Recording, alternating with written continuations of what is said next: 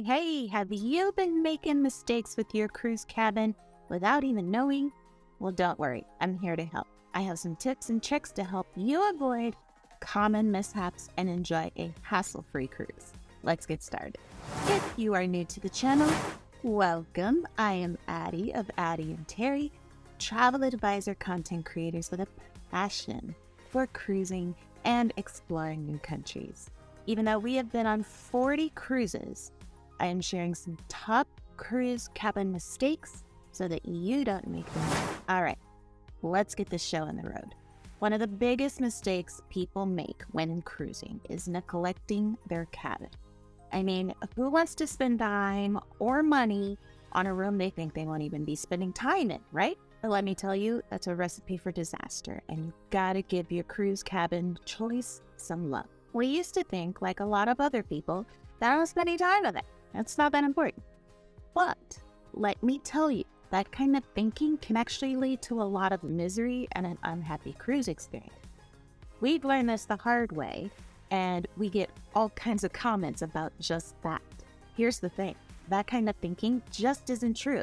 You actually do spend a lot of time in your cabin. Every single day, you'll be spending up to half your day in there.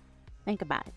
You'll be sleeping for 6 to 8 hours and spending an hour or two getting ready in the morning and in the evening. Plus, when you come back from an excursion, you might want to just chill in your cabin for an hour or two. So you see, you could be spending half a day in there. So choosing the correct kind of cabin is crucial for a happy and comfortable cruise. The biggest regret we hear from people is that they don't take their vacation planning seriously. Everyone just assumes that everything will go perfect and smooth, and that's not always the case. It's just not worth taking that risk, because if something does go wrong, it can ruin the whole trip and cause some serious problems. There have been plenty of times where we got a cabin that was too small and just did not work. Let's say everything's going smoothly, but then all of a sudden you're hit with a ton of noise that ruins your chances of getting the rest you need.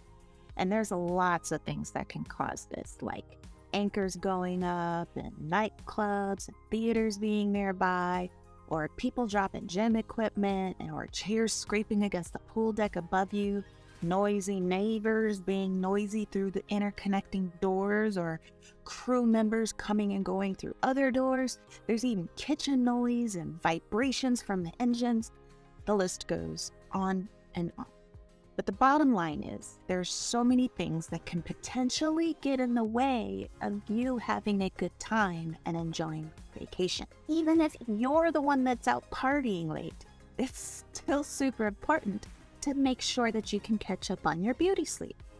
You need to be able to nap or chill out before you hit up that next port. So that's why you really need to focus on your cabin and not just assume that you won't be spending any time in it. There are a couple of other things to keep in mind when it comes to picking your cabin on a cruise. In the past, you might have had to stay in your cabin due to a norovirus outbreak or other reasons, and I will just say, pick a cabin that you are comfortable in. While we've never had to be quarantined on a ship, knock wood, then it doesn't ever happen, but nowadays quarantining is a thing. So it's important to think about what to do if that happens. The good news is that new protocols means that it's unlikely that something like that will ever happen again, but it's always better to be prepared. So the first mistake to avoid is, if your budget can allow it, make sure you are getting the biggest cabin that you can that's not guaranteed. This means the cruise line assigns your cabin, and you have no say in the matter of where that cabin may be. It might cost a bit more, but trust me, it's worth it to have some control over your cabin choice. Once you got that all sorted out, it's time to check out the deck plans. You can do this online by downloading a PDF or talking to your travel advisor, whatever works for you. But the key here is to make sure that you are surrounded by all sides by other cabins, so you're away from all the problem areas. That way, you'll have cabins above, below, and on either side of you, as well as opposite of you. This is the best way to make sure you have a smooth sailing experience and avoid any unwanted surprise. Okay, the second mistake you don't want to make is not being clear on your must-haves when you book your cruise.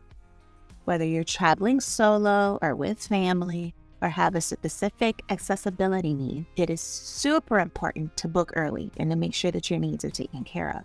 If you're going to need a specialty cabin like a solo, a family, or accessible cabin, it is very important to book as early as possible, as there are limited availability of these types of cabins on every cruise line. Don't leave it until the last minute and risk missing out on what you need to have the best possible vacation. Knowing what your must-haves are super important. It doesn't matter the type of cabin, an interior, an ocean view, a balcony, or a suite. Write down your specific requirements and make sure that you have them nearby when you're shopping for your cruise or to give to your travel advisor. There are so many things to consider when picking out your best cabin. Do you want a connecting cabin so you can have easy access to your friends or kids? What kind of fancy amenities are you looking for, like pillow menus or special access to places on the ship that no one else has?